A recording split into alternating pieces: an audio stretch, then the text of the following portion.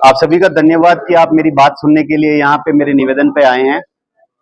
जैसा कि मैंने दस्तावेजी साक्ष्यों के साथ में आपको ये बताया है कि ये कोई लड़ाई मेरी जमीन की नहीं है। ये लड़ाई है वहां पे जो बना हुआ रिसोर्ट आईटीसी मेमेंटोस और उनके मालिक विजेंद्र चौधरी द्वारा जो वहां पे इलीगल एक्टिविटीज की गई है। अरबों रुपए की फर्जी रजिस्ट्रियां, करोड़ों रुपए की स्टाम्प ड्यूटी चोरी, एनजीटी के आदेशों की अवहेलना, हाईकोर्ट के आदेशों के बावजूद वहां पे जो इलीगल एक्टिविटीज चल रही है, उस वजह से मेरे पे ये जानलेवा हमले किए गए। पिछले 20 दिनों के अंदर मेरे पर 2 जानलेवा हमले किए गए। एक हमारी मार्बल मंडी के अंदर मुख्य सड़क पे और दूसरा पुलिस प्रशासन के सामने मौके पे, जिसके अंदर पुलिस अगर बीच बचाव नहीं करती तो मेरे साथ कुछ भी घटित हो सकता था। पिछले कुछ समय से ये भ्रामक तथ्य और ये फैलाए जा रहे हैं कि ये गरीबों की, आदिवासियों की, राजपूतों की जमीन हड़पने के लिए कपिल सुराना ये सब कर रहा है। जैसा कि मैंने आपको साक्ष्य दिखाए हैं, ये जमीनें सैकड़ों बीघा जमीन इस रिसोर्ट मालिक ने लक्ष्मण सिंह जाला के द्वारा इन गरीबों को, राजपूतों को, आदिवासियों को, डांगियों को डरा धमका के अपने खाते कर लिए है। और सबसे बड़ी बात यह, आज की तारीख में भी लगभग 450 बीघा जमीन के अंदर रिसोर्ट का मालिक विजेंद्र चौधरी और लक्ष्मण सिंह जाला की भागीदारी दस्तावेजी साक्ष्यों के द्वारा मौजूद है, जिसके अंदर 1/4 लक्ष्मण सिंह पार्टनर है और 3/4 रिसोर्ट का मालिक विजेंद्र चौधरी पार्टनर है। सबसे बड़ी बात इसके अंदर यह है कि सार्वजनिक उपयोग की जमीन, ये जो रिसोर्ट बना हुआ है, इसने वहां पे आवासीय कन्वर्ट करवा के कुछ प्लॉट्स खरीदे थे और इसके अंदर लगभग 7 लाख स्क्वायर फीट जमीन के ऊपर रिसोर्ट का निर्माण किया गया। उसमें सड़कें, पार्क और कई बैंक्वेट हॉल्स ये बनाए गए। अगर प्रशासन इस पे कार्रवाई करता है तो 7 लाख स्क्वायर फीट जमीन के ऊपर, ये सार्वजनिक उपयोग की जमीन के ऊपर रिसोर्ट मालिक द्वारा ये कब्जा साबित होगा।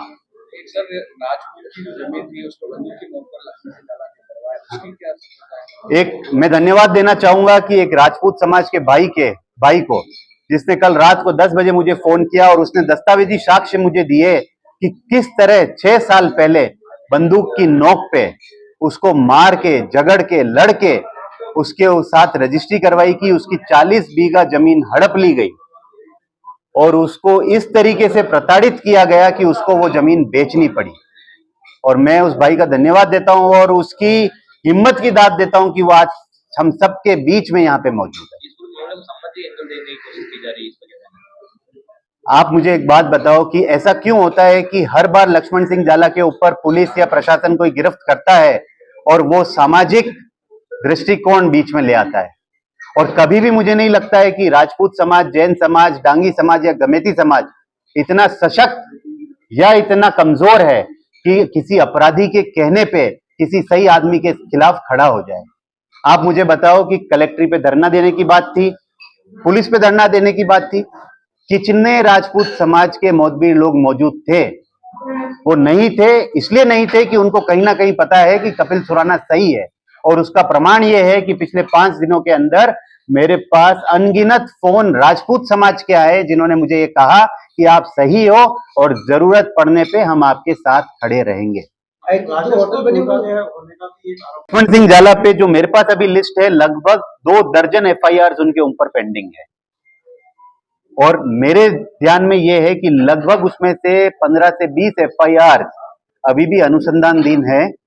और मैं आशा करता हूं कि पुलिस प्रशासन दूध का दूध और पानी का पानी उसके अंदर करेगा।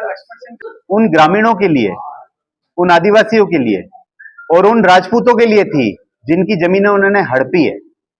तो वहां पे मैं ये चाहता हूं कि मेरी तो जमीन का सीमा ज्ञान हो चुका है, दूध का दूध और पानी का पानी हो चुका है कि किस तरह इन्होंने राजनीतिक संरक्षण के अंदर मेरी जमीन के अंदर कब्जा किया।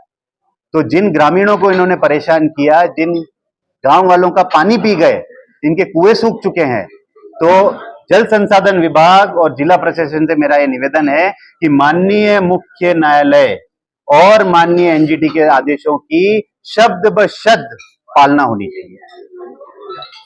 जो ये एनीकट है, उसको 1.5 मीटर उसकी हाइट बढ़ा दी गई थी एनजीटी के और अब्दुल रहमानों के निर्णय के विपरीत। उसके अंदर एनजीटी में मैं गया, उसमें आदेश लेके आया हूं कि जल संसाधन विभाग को जो 1947 की स्थिति थी उसको बहाल करना है। और सबसे बड़ी बात यह कि उस एनीकट की हाइट बढ़ाने के लिए सबसे पहले जिसने एनओसी जारी करी वो और कोई नहीं, लक्ष्मण सिंह झाला की वाइफ हंस कुंवर झाला, जो वहां की जिला पंचायत समिति की सदस्य है, उसने जारी करी, वो भी Hg infra engineering limited company के नाम पे। सरपंच या जिला परिषद सदस्य तो कर नहीं सकता। यही सोचने की बात है कि जिला परिषद सदस्य कलेक्टर को कैसे लिख सकता है कि एनीकट की हाइट बढ़ा दी जाए तो यहाँ पे ग्रामीणों का भला हो जाएगा, और ये अनुमति एचजी इंफ्रा इंजीनियरिंग लिमिटेड को दे दी जाए उनकी सीएसआर एक्टिविटी के तहत। अनुमति किसने दी? उनको कोई अनुमति नहीं मिली, किसी भी प्रकार की नहीं मिली। ग्राम पंचायत ने बहुत बार लिख के दे दिया है कलेक्टर साहब को कि हमारे द्वारा इस पे कोई अनुमति नहीं दी गई है, और ये जो भी गैर कानूनी गतिविधियां हुई है इनको तोड़ा जाए और उस नाले का स्वरूप 1947 की स्थिति में बहाल किया जाए। इसके अंदर बहुत बड़ा घोटाला राजस्व का है, सामने आया है।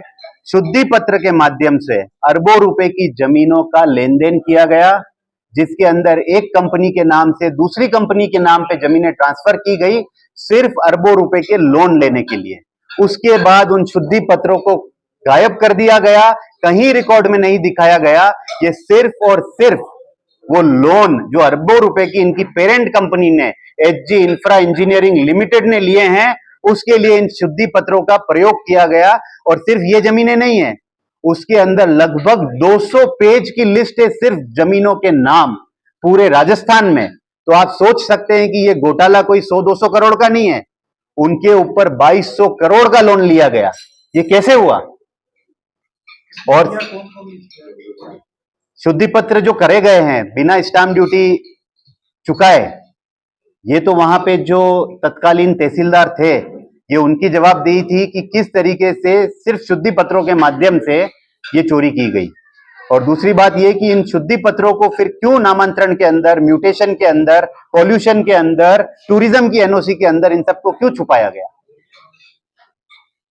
आपकी कुल कितनी जमीन है जो वहां पे उस रिसोर्ट के अंदर जो अभी अतिक्रमित कलेक्टर साहब और पूरे राजस्व की टीम, सेटलमेंट की टीम, राजसमंद राजस्व की टीम ने ये प्रमाणित कर दिया और हाईकोर्ट में ये रिपोर्ट दी है कि लगभग 30 से 40 हजार फीट जमीन जिन पे इनका रिसेप्शन, इनकी पार्किंग, इनकी रोड और वो पुल बना हुआ है, उस पुल का कुछ हिस्सा भी हमारी जमीन के अंदर बना हुआ है।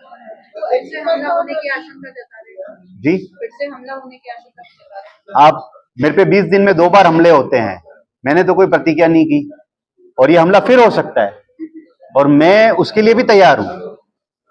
मुझे अपनी सुरक्षा का ध्यान रखना है। मैं पुलिस प्रशासन से और प्रशासन से निवेदन करता हूं कि इस तरीके का कृत्य मेरे साथ फिर ना हो। ये उनकी जिम्मेदारी है कि मुझे किस तरीके से इन असामाजिक तत्वों से बचाया जाए।